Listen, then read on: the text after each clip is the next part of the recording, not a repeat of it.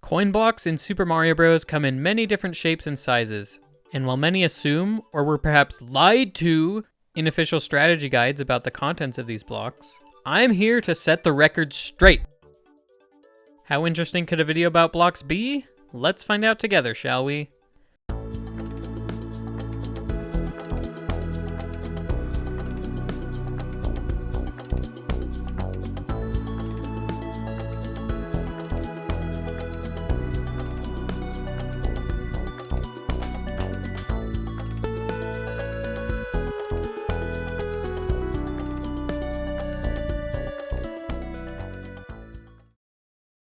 A few things to get out of the way first. This video is a follow-up to one I uploaded a few weeks ago, which covered the original Super Mario Bros. So if you want the full story of the primordial multi-coin block, be sure to watch that video first. Also, in addition to this being part 2 of the history of multi-coin blocks, this is also part 2 of a sponsorship with HelloFresh. HelloFresh is a meal delivery service with options for any lifestyle. They have healthy options, family-friendly plans, or quick and easy meals if you're short on time.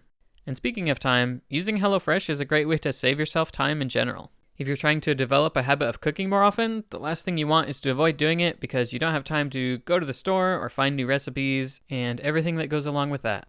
You can make it as easy as possible on yourself and have new recipes arrive on your doorstep each week and have all the ingredients pre-portioned. I mentioned last time that I wasn't the most skilled chef, but HelloFresh has been an easy way to get better at cooking. The recipes are easy to follow and they can give you confidence to cook other things that you've been wanting to try. Thanks HelloFresh for sponsoring this video. If you're interested in trying the service, use my link or go to HelloFresh.com and use code POGCOSMIC16 for up to 16 free meals and 3 surprise gifts across 6 HelloFresh boxes, plus free shipping.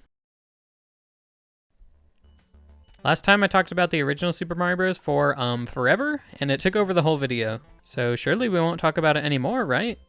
Right? Well, I do need to clear some things up regarding SMB1 because I lied to you. In my last video, I said any block 3 tiles above Mario's head would be the same as far as how many coins you could get out of it, but it turns out that's actually not true. Even though the distance is the same, when a block is 3 tiles above Big Mario's head, that means it's higher off the ground. Mario slows down as he nears the peak of his jump, and because he reaches these blocks later into his jump, he's already slowed down a bit, so it takes a couple extra frames to hit the block each time. That means you can only get 11 coins out of this block. Unless you implement some sweet tech. In my last video, I totally forgot about running speed. Mario can jump higher when he's at running speed. That also means he leaves the ground with more velocity, which means he'll reach the coin blocks faster. The only problem is, how do you keep hitting the block with running speed without flying past it? People more brilliant than me figured out to use the edge of the screen for this. Even though this brings Mario's speed down to 0, you'll maintain the running speed physics as long as you aren't holding left or right and you jump on the first frame possible. The maximum coins task does this to get 12 coins from this block, which is a very cool task by the way. I highly recommend watching it. One last thing before we move on to another game, and this is the most exciting part. If we go and apply this running speed trick to blocks that are 3 tiles high above small Mario's head, we still get 12 coins. So close. But we have one more trick up our sleeve. If you release jump on a specific frame as you're moving up towards the block, you'll actually land a frame sooner than if you hold jump the entire time. And saving 1 frame on each jump puts us well into new territory, making this possible. Isn't it so beautiful? So yeah, that's it. Just do 11 frame perfect jumps and 11 frame perfect jump releases, and you can get 13 coins as Small Mario. 50% of the time.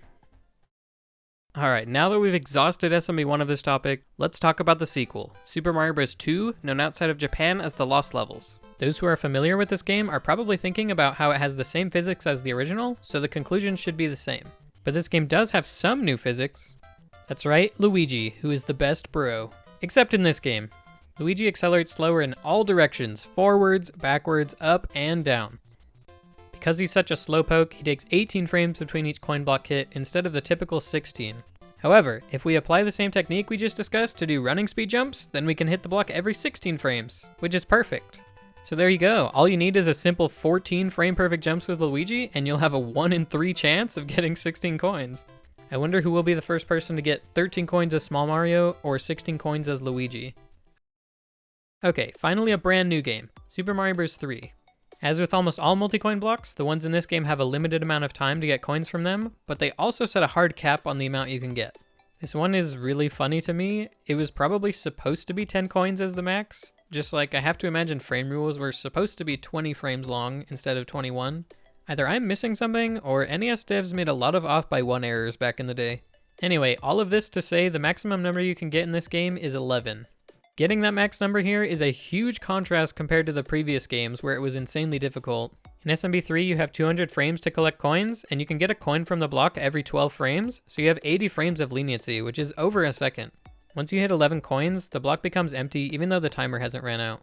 Here's a side-by-side to show just how much time you have to spare. And that's it for SMB3. Pretty simple answer for this one. Next up, we're talking about Super Mario World, and you can get a lot of coins from the blocks in this game. These blocks have the longest timer so far at 246 frames, and you can also hit them faster than all the previous blocks, every 8 frames if done perfectly. Just by standing under one and jumping with decent timing, you can easily get 20 coins or more. But what's the absolute maximum? Good question, thanks for asking. This one's actually going to be the easiest one of them all. Other than the fact that tubular is impossible, if you reach this block, the P-Balloon will do all the work for you, with no inputs required at all. So sit back, relax, and enjoy an impressive 32 coins from this game's multi-coin blocks. Now that's a lot. Or is it? Next up we have Super Mario Land. This game features a landmark in multi-coin history, with the first ever multi-coin blocks that have question marks on them. Well, at least before the first hit. I spent a really long time looking into the frame data of this coin block right here. I discovered this game has a 256 frame timer on the coin block, and that you could get 18 coins with a trick to maintain running speed for the jumps. And I even managed to get 18 coins myself, playing in real time. And then I found this block, much closer to the ground. And that's a huge deal in this game since you can get a coin every 6 frames. I also found something funny that happens if you hit the block every 5 frames. You just keep bouncing it, but you don't get any coins and it looks really funny. Anyway, buckle up for the craziest coin block you've seen yet. And this is just me playing in real time. Tassing, I was able to get 44 coins.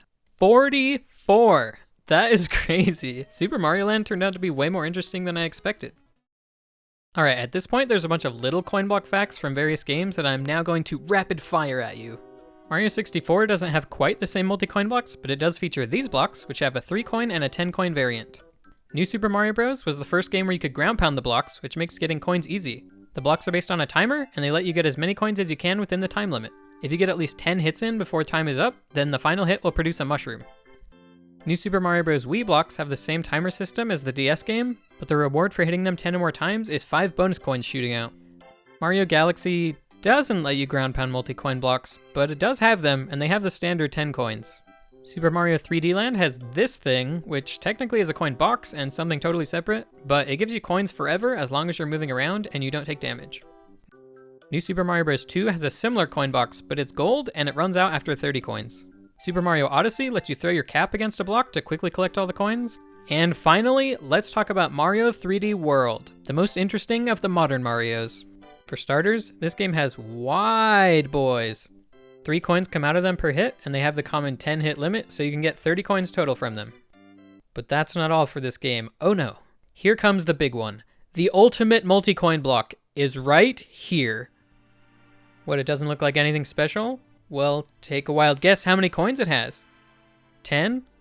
44? No, much, much more. Literally infinite. This is the infinite coin block.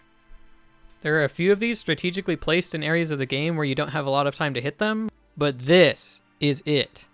Like it or not, this is what peak performance looks like. Well, that's it.